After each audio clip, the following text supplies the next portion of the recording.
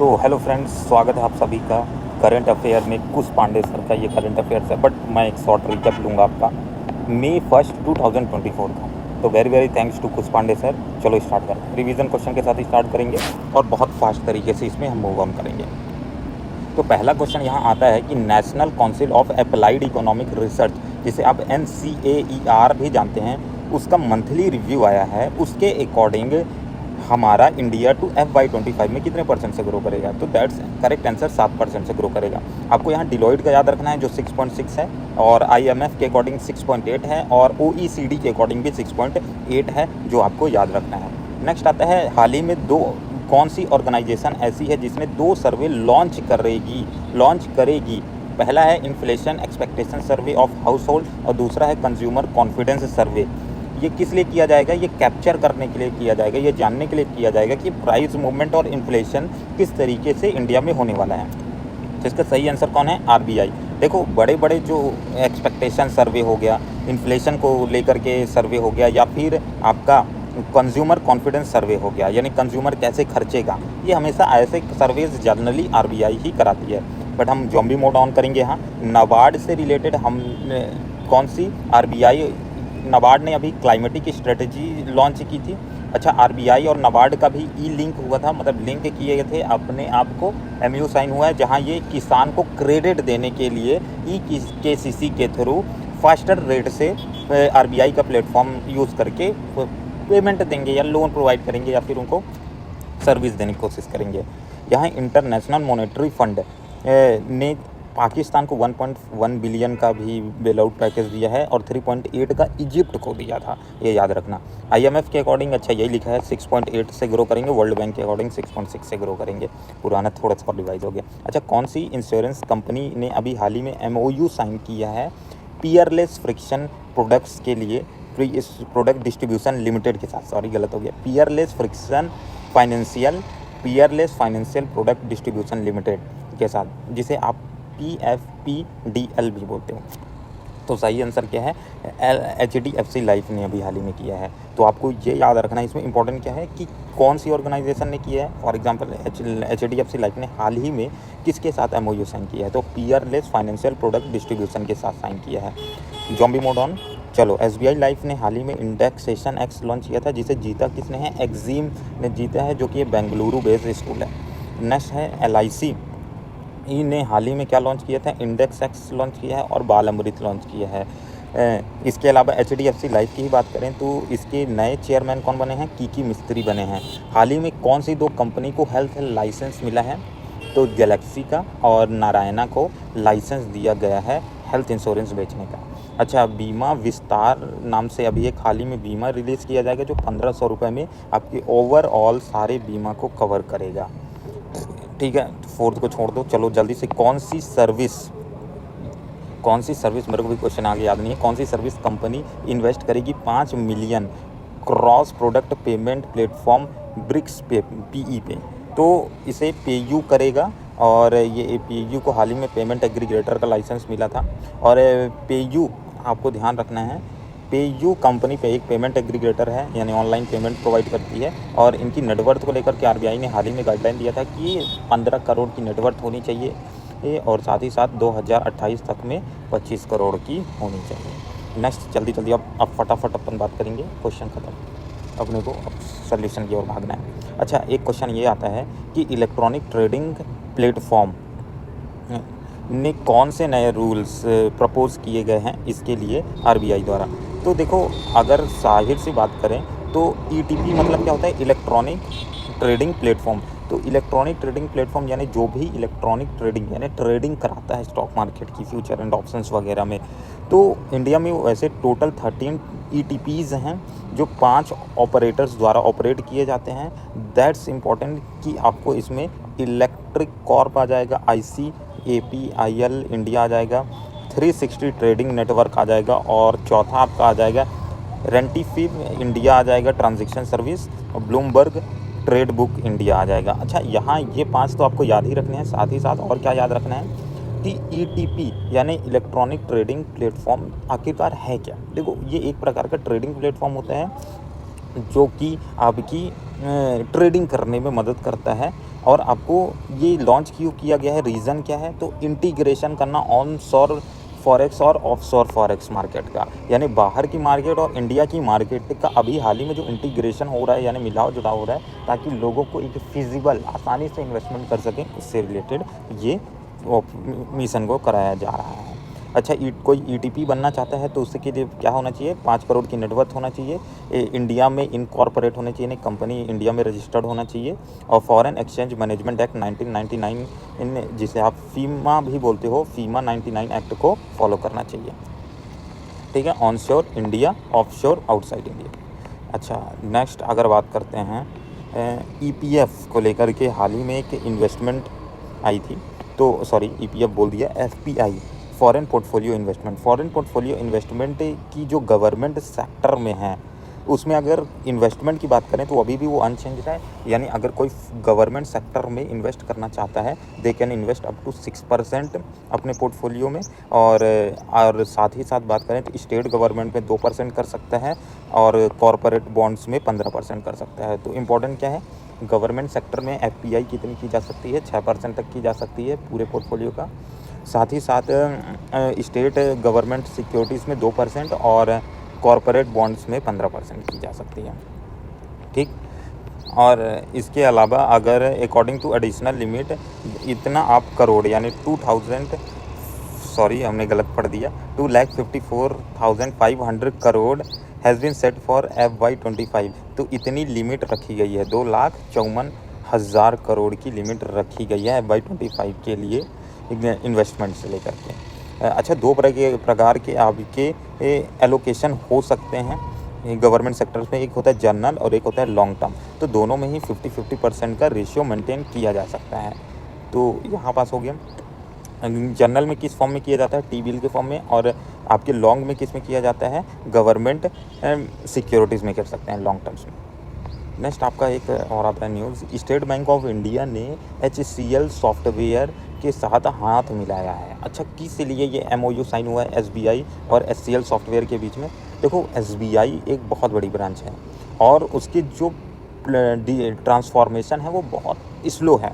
Digital transformation मतलब बोलेंगे तो इतना कोई तबाही नहीं है जैसे आप HDFC वगैरह ICICI का बोल सकते हो। सो उसकी रिफॉर्मेशन के लिए, यानी उसकी ट्रांसफॉर्मेशन के लिए SBI ने हाल ही में HCL सॉफ्टवेयर के साथ पार्टनरशिप किया है। इससे करेंगे क्या, वो ट्रांसफॉर्मेशन करेंगे कस्टमर इंटरेक्शन फ्रेमवर्क को, जिसे CAIFV बोलते हैं। ठीक है, CIFV बोलते हैं, कस्टमर इंटरेक्शन फ्रेमवर्क को ट्रांसफॉर्मेशन किया जाएगा ताकि कस्टमर के लिए ऑनलाइन या डिजिटली आसान हो जाए जुड़ना। इसका टेन्योर कितना होने वाला है इस एग्रीमेंट का, 5 साल तक। अब HCL के साथ ये एग्रीमेंट है, यानी HCL ये ट्रांसफॉर्मेशन अगले वाले 5 साल तक संभालेगा। अच्छा, HCL सॉफ्टवेयर कौन सा अपना सॉफ्टवेयर यूज़ करेगी, मतलब डिप्लॉय करेगी, HCL यूनिक प्लेटफॉर्म का इस्तेमाल किया जाएगा। Hyper personalised communication across bank diverse digital marketing channels, ये याद रख सकते हो, इसका मीनिंग है। चलो, मैंने तो पढ़ ही दिया स्टेटमेंट। नेक्स्ट एक न्यूज़ आई थी, IMF ने रिलीज़ किया है एशिया स्पेसिफिक ग्रोथ आउटलुक। इसमें उसने कहा है कि एशिया स्पेसिफिक रीजन आने वाले समय पे 4.5% से ग्रो करेगा। अच्छा, एक आपकी और न्यूज़ आई थी इसी से रिलेटेड, चाइना कितने से ग्रो करने वाला है, 4.8 से ग्रो करने वाला है, और इंडिया कितने से ग्रो करने वाला है, अप्रॉक्स 7% से अपन बोल सकते हैं। ये पूरा एशिया स्पेसिफिक रीजन 4.5 से ग्रो करने वाला है। अच्छा, इसी में आपको ये भी याद रखना है कि इंडिया के बाद और कौन सा एशियन कंट्री है जो बहुत तबाही ग्रो करने वाला है, तो Indonesia is the one of the, I think so 6.6 से वो ग्रो करेगा, बहुत बढ़िया उसका भी इंडिया के बाद। नेक्स्ट, तो IMF ने जो ये एशिया स्पेसिफिक ग्रोथ है 4.5 दी है, इसकी रिपोर्ट का नाम क्या है, इंटरनेशनल मॉनेटरी फंड द्वारा इसे दिया गया है। रिपोर्ट का टाइटल है Asia growth inflation outlook improve but risk remain. अभी भी खतरा है, ये जो आपका इन्फ्लेशन है वो तो अभी हाल ही में काबू में आ गया है, बट आने वाले समय में ये बढ़ भी सकता है। चलो, तो आपको ये याद रखना है, हमने बोल दिया तो आपको याद ही रखना है। IMF के अकॉर्डिंग 6.8 से ग्रो करेंगे, S&P ग्लोबल के अकॉर्डिंग 6.8 से, Asia development bank ADB bank के अकॉर्डिंग 7% से, RBI के अकॉर्डिंग भी 7% से, और वर्ल्ड बैंक के अकॉर्डिंग 6.6% से, OECD के अकॉर्डिंग 6.2 से। अच्छा, मैंने शायद OECD के अकॉर्डिंग 6.8 बोला था, उसे थोड़ा चेंज कर लेना, OECD के अकॉर्डिंग 6.8। ये याद कैसे रहेगा, मैं गलती कर रहा हूँ, यही गलती ही आपको याद रखेंगे। अनटेड के अकॉर्डिंग 6.5 से ग्रो करेगा। ठीक है, ओके। सो जीडीपी फोरकास्ट है यूएस रेटिंग एजेंसी के अकॉर्डिंग जीडीपी ग्रोथ है हमारी FY25 की मॉडरेट रहने वाली है, बेटर देन एक्सपेक्टेड 7.6% से ग्रो कर सकते हैं। चलो नियो बैंक स्टार्टअप कौन सी FI भी बोल सकते हो, FI ने अभी हाल ही में NBFC का लाइसेंस सिक्योर किया है RBI से, यानी RBI द्वारा किसे NBFC का लाइसेंस दिया गया है हाल ही में, तो FI नियो बैंक को दिया गया है। अब FI नियो बैंक आने वाले समय पे NBFC के तौर पर अब काम करेगा। नियो बैंक क्या होते हैं? जिनकी ऑनलाइन प्रेजेंस है, ऑफलाइन कोई ट्रांसफर नहीं होता है, ये नहीं ऐसा बोल सकते हैं। तो FI ने हाल ही में सिक्योर किया है RBI का NBFC का लाइसेंस। FI कौन सी कंपनी द्वारा बैक की जाती है? पीक XV के द्वारा किया जाता है और तामसेक के द्वारा, तामसेक और पीक XV के द्वारा। अच्छा ये XV 15 बोल सकते हैं, ठीक है। अच्छा नेक्स्ट, अगर कोई लाइसेंसिंग चाहता है NBFC का तो उससे रिलेटेड थोड़ा न्यूज़ पढ़ लेते हैं कि कंपनी एक्ट 2013 के अकॉर्डिंग रजिस्टर होनी चाहिए एज अ प्राइवेट और पब्लिक कंपनी के तौर पे। मिनिमम नेटवर्थ ओन्ड होना चाहिए जो 10 करोड़ का होना चाहिए। 1/3 जो डायरेक्टर होंगे वो उनका वर्किंग एक्सपीरियंस होना चाहिए फाइनेंशियल सेक्टर में। 1/3 बोले तो यानी 3 में से 1 डायरेक्टर का फाइनेंशियल सेक्टर में वर्किंग एक्सपीरियंस होना चाहिए। गुड ट्रैक रिकॉर्ड होना चाहिए सिविल का गुड ट्रैक रिकॉर्ड होना चाहिए। Foreign exchange management act FEMA law को ये फॉलो करना चाहिए, ठीक है। नेक्स्ट आता है पेंशन डिपार्टमेंट ने हाल ही में लॉन्च किया है इंटीग्रेटेड पेंशनर्स पोर्टल, कौन से? बैंक ऑफ इंडिया के साथ, ठीक है।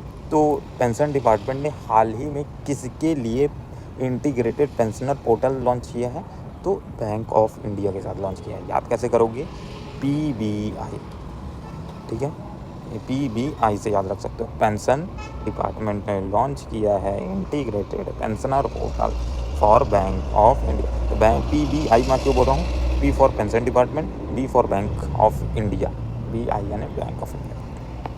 बैंक ऑफ इंडिया बहुत ज़्यादा न्यूज़ में हाल ही में रहता है। लॉन्च किसने किया है? Department of pensions and pensioner welfare ने इसे लॉन्च किया है बैंक ऑफ इंडिया के साथ। एम क्या है? डिजिटलाइज करना पेंशन सर्विस को, ताकि इसे वेलफेयर मतलब अच्छे तरीके से यूटिलाइज किया जाए पेंशनर कस्टमर द्वारा या पेंशनर जो पा रहे हैं उनके द्वारा। अच्छा इससे सिंगल विंडो बन जाएगा सारे के सारे पेंशन गेटर को, या पेंशन जो पाएंगे आने वाले समय में, उससे बहुत सारी ये सर्विस उन्हें मिल सकती है कि अगर वो बैंक चेंज करना चाहें, स्टेटस जानना चाहें, पेंशन स्लिप चाहें, फॉर्म 16 पाना चाहें, या अपनी पेंशन रिसिप्ट पाना चाहें, तो सारी जगह एक ही जगह हो जाएगी। ICICI प्रेसिडेंट ने रिसीव किया है GST की पेनल्टी कितने रुपए की ऑर्डर पर? 835 करोड़ के ऊपर। इसे किसने भेजा है? महाराष्ट्र स्टेट टैक्स डिपार्टमेंट ने भेजा है, ठीक है। महाराष्ट्र स्टेट टैक्स डिपार्टमेंट में हाल ही में ICICI प्रेसिडेंशियल को GST की और पेनल्टी की नोटिस थमा दी है, ऐसा बोल सकते हैं। कितने की? 835 करोड़ की। India global service export reach कर सकता है $800 बिलियन 2030 तक में। इसे किसने कहा है? गोल्डमैन सैक्स। ये याद रखना बहुत ही ज़रूरी है क्योंकि ये सारे बैंक्स के लिए इम्पोर्टेंट है। तो कि गोल्डमैन सैक्स के अकॉर्डिंग हमारा जो एक्सपोर्ट है वो कितना पहुंच सकता है? 800 बिलियन हो सकता है आने वाले 2030 में। अभी हमारा कितना है ये भी पूछ सकता है। तो 340 बिलियन है 23-24 का, 340 बिलियन है 23-24 का। अच्छा ठीक है। तो अगर हम ऐसा कर पाएँ तो हम अपना करंट अकाउंट डेफिसिट को कितने में मेंटेन कर पाएंगे? 2030 तक हम मेंटेन कर पाएंगे 1.1% से इसे मेंटेन कर पाएंगे, ठीक है। तो हमारा जो IT सेक्टर है इसमें सबसे ज़्यादा इंपॉर्टेंट रोल प्ले करेगा, ठीक है। और IT सेक्टर कितने % से ग्रो करेगा? तो 8% की CAGR से यानी ईयर ऑन ईयर से ग्रो करने वाला है। इंपॉर्टेंट था, याद हो गया अपने को, ठीक है। अच्छा करंट अकाउंट डेफिसिट क्या होता है? Export minus import minus export करोगे तो आपका करंट अकाउंट डेफिसिट मिलता है जो कि 1.1 रहने वाला है, ठीक है। ओके जी। अच्छा 2027 तक में MNC में पार्टिसिपेशन वुमेन की कितनी हो जाएगी? 35% तक MNC में पार्टिसिपेशन, मल्टीनेशनल कॉर्पोरेशन या कंपनीज में 35 हो जाएगी। सेबी ने डबल कर दी है इन्वेस्टमेंट लिमिट NRI की। अगर NRI इन्वेस्ट करना चाहता है then they can invest up to कितना इन्वेस्ट कर सकते हैं? अब अपने 100% अपने पोर्टफोलियो का इन्वेस्ट कर सकते हैं। पहले उन्हें 50% ही अलाउ था, बट अब फॉरेन पोर्टफोलियो इन्वेस्टमेंट के तौर पर वो 100% कर सकते हैं। ठीक है, तो अब ये एक बात और ध्यान रखना है कि हमारा एनआरआई होते कौन है। तो जो कंसेक्यूटिव 120 डेज तक आउटसाइड इंडिया रहते हैं उन्हें हम एनआरआई का स्टेटस थमा देते हैं। ठीक है, एनआरआई का स्टेटस थमा देते हैं। तो ये कौन से लोगों के लिए 100% सेबी लिमिट जो एनआरआई का है, IFSC based FPI portfolio investment नहीं कर सकता।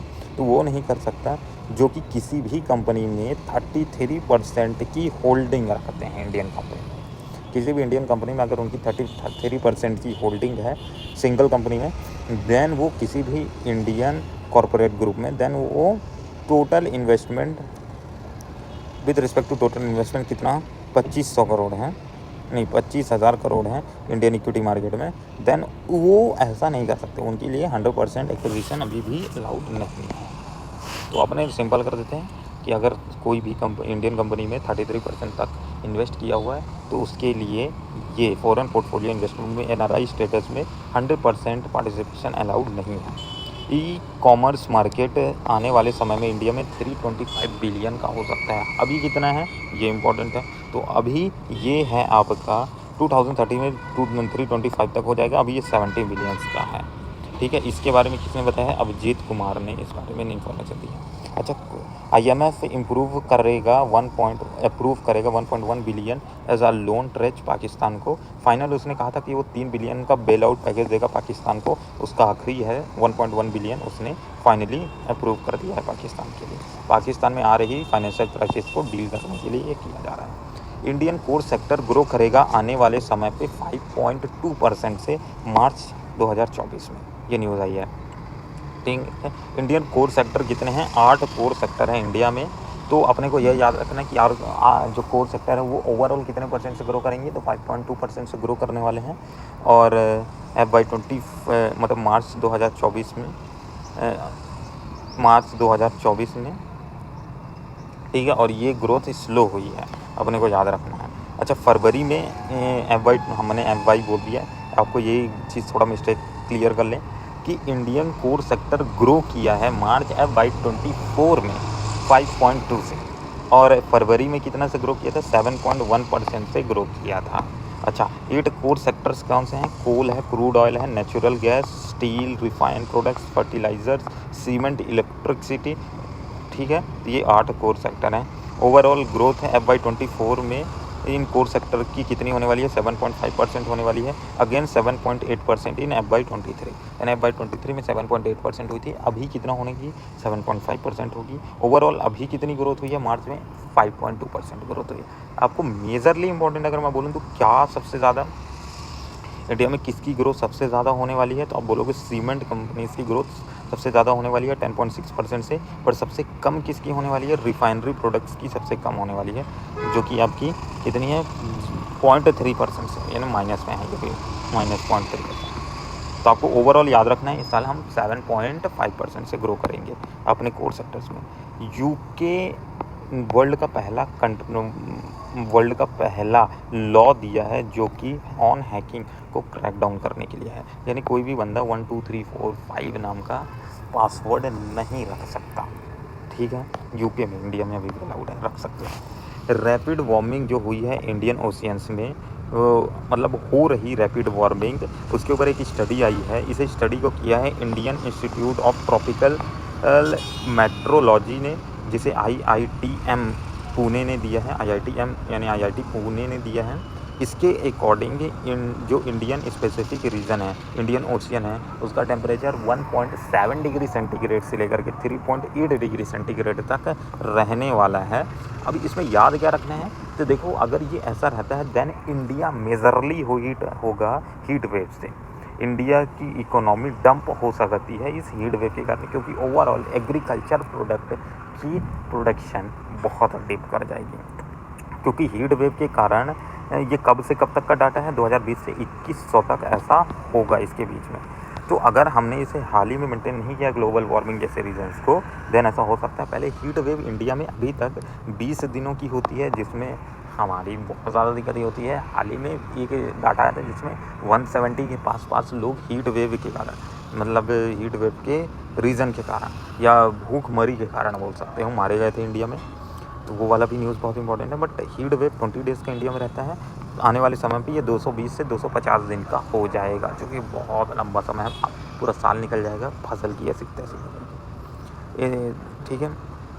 तो इससे बहुत ज़्यादा फाइनेंशियल क्राइसिस भी इंडिया में उत्पन्न होंगे। तो अपने को याद रखना है कितने से कितने % पर रेंज कर सकता है। तो आपका ये रेंज करेगा 1.7% से लेकर के आपका 3.8% तक का रेंज करेगा 2020 से लेकर के 2100 के बीच में। नेक्स्ट न्यूज़ आता है, ठीक है, श्रीलंका कैबिनेट अप्रूव कन्नेसन तिरुल पोर्ट जो श्रीलंका का है उसको इंडियन फाइनेंशियल ग्रांट कर दिया गया है, यानी जो कि मतलब इंडिया के पोर्ट से, इंडिया के नियरेस्ट लोकेशन से इसकी फिर से क्या किया जाएगा, ठीक किया जाएगा, यानी इसकी क्या बोलते हैं, रिपेयरिंग की जाएगी, ऐसा बोल सकते हैं। कन्नेसन तिरुल पोर्ट इंडिया से ये कितना अपार्ट है, 1.4 किलोमीटर अपार्ट है इंडिया की पुंडीचेरी इंडिया से, ठीक है।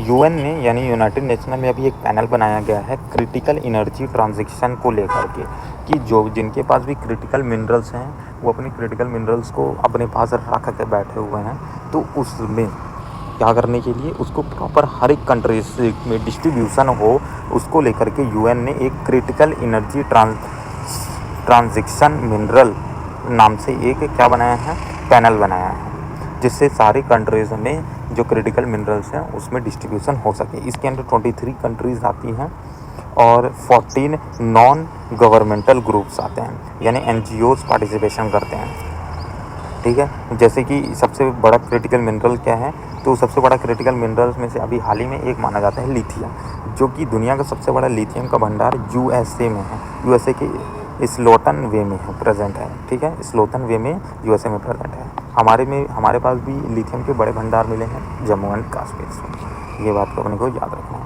नेशनल न्यूज़ में अगर बात करें तो मील ने जीता है हाल ही में 2000 मेगावाट का सरवती पम्प्ड स्टोरेज पावर प्रोजेक्ट, ये याद रखना है।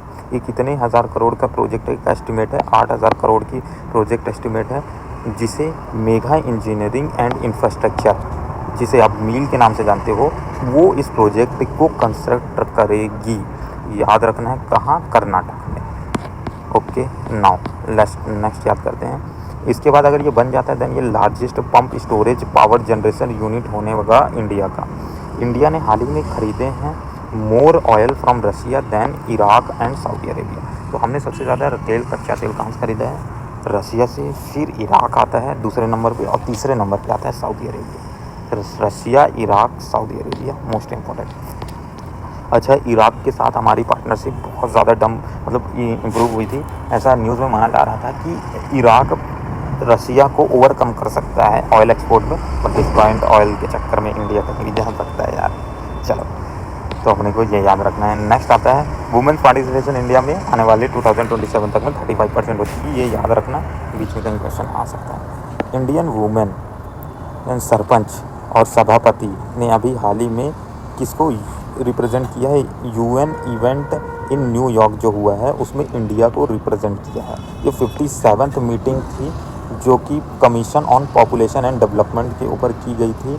इसे हेल्ड कराया था न्यूयॉर्क द्वारा, और इसमें इंडिया की 2 वुमेन सरपंच और 1 सभापति ने पार्टिसिपेट किया था, ठीक है। हेमा कुमारी और ग्राम पंचायत कि ये सरपंच हैं नीरू यादव, दूसरी सरपंच, और सभापति सुप्रिया दास ने पार्टिसिपेट किया था। तो नाम ये इम्पोर्टेंट नहीं है, बट आपको ये याद रखना है कि कौन सा ये मीटिंग थी, 57th मीटिंग थी, कहाँ कराया गया, न्यूयॉर्क में कराया गया, और इसे किसने कराया, कमीशन, इस इवेंट को किस पर हुआ है, तो commission on population and development के ऊपर कराया गया था, और इसे न्यूयॉर्क द्वारा कराया गया है, ठीक है।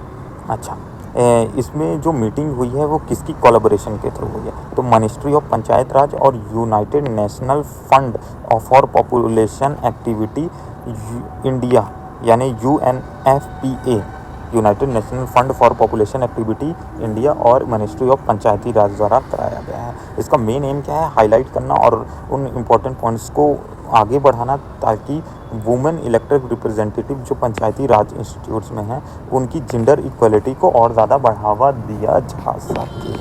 इंपॉर्टेंट डेट्स में बात करें तो इंपॉर्टेंट डेट्स में सबसे पहला आता है इंटरनेशनल लेबर डे, 1 मई को मनाया गया है, हर साल मनाया जाता है। इसका मेन एम इस साल का क्या है, to advocate for right and welfare of working class, to advocate rights and welfare of working class. Appointment किसकी हुई है, एडमिरल दिनेश कुमार त्रिपाठी की अभी हाल ही में अपॉइंटमेंट हुई है as a chief of naval staff के तौर पर की गई है। एडमिरल दिनेश कुमार त्रिपाठी को चीफ ऑफ नेवल स्टाफ के तौर पर चुना गया है। मरने वाले पे किसका नाम है, BJP MP ex union minister Srinivas Prasad अभी हाल ही में खत्म हुआ, बड़ा दुख की खबर है। चलिए नेक्स्ट स्पोर्ट्स में बात करते हैं तो वेला वेना ने जो वेला वेना सिंथुली कुमार हैं उन्होंने हाल ही में जीता है 8th professional squash association tour title Paris में। ठीक है, नेक्स्ट आता है T20 वर्ल्ड कप के लिए रोहित शर्मा लीड करेंगे इंडिया टीम को और वाइस कैप्टन के तौर पर कि किसको चुना गया है, तो वाइस कैप्टन के तौर पर आपको हार्दिक पांड्या को चुना गया। चलो ठीक है, तो न्यूज़ करेक्टर्स की भी आज आप बात ही कर लेते हैं फटाफट। तो new rules for election trading platform propose किया गया है आरबीआई द्वारा।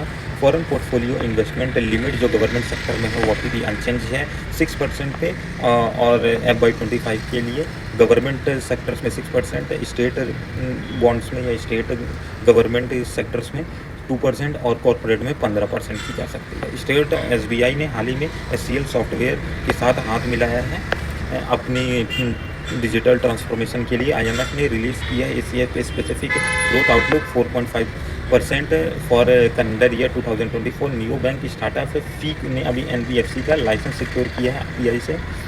पेंशन डिपार्टमेंट ने लॉन्च किया है एक पेंशनर पोर्टल, किसके साथ, बैंक ऑफ इंडिया के साथ। ICICI प्रेसिडेंटल रिसीव किया है GST पेनल्टी ऑर्डर, फिर कितने रुपए पे, 835 करोड़ के। इंडिया ग्लोबल सर्विस एक्सपोर्ट करेगा 800 बिलियन तक 2030 तक, इसे गोल्डमैन सैक ने कहा है। IMF इंप्रूव करेगा 1.1 बिलियन लोन ट्रेच पाकिस्तान को। इंडिया कोर सेक्टर ग्रो करेगा, जो उसकी ग्रोथ है वो अभी स्लो डाउन हुई है 5.2% मार्च FY24 में, और इंडिया की फाइनल ग्रोथ कितनी रहने वाली है कोर सेक्टर्स की, 7.5%, पिछले साल 7.8 थी, याद रखना। मील ने अभी हाल ही में जीता है 2000 मेगावाट का सरवती पम्प्ड स्टोरेज पावर प्रोजेक्ट, और इसकी लागत कितनी होने वाली है, 8000 करोड़ की लागत से ये बनेगा। इंडिया का सबसे बड़ा स्टोरेज पंप होने वाला है, एनर्जी स्टोरेज पंप। इंडिया अभी हाल ही में बाई किया है सबसे ज़्यादा ऑयल रसिया से, दूसरे नंबर पे इराक और तीसरे नंबर पे सऊदी अरेबिया से। इंडियन वुमेन सरपंच ने हाल ही में सरपंच और सभापति ने रिप्रेजेंट किया है कंट्री को UN इवेंट में, जो कि न्यूयॉर्क में हुआ है। ठीक है, ये पहली बार ऐसा हमने देखा है। ये किस लिए किया गया है, ये वुमेन पार्टिसिपेशन या जेंडर इक्वलिटी को बढ़ावा देने के लिए किया। इंटरनेशनल लेबर डे 1 मई को मनाया गया है। एडमिरल दिनेश कुमार त्रिपाठी ने अभी ओथ लिया है, यानी उन्हें चुना गया है as a chief of naval staff. BJP MP ex union minister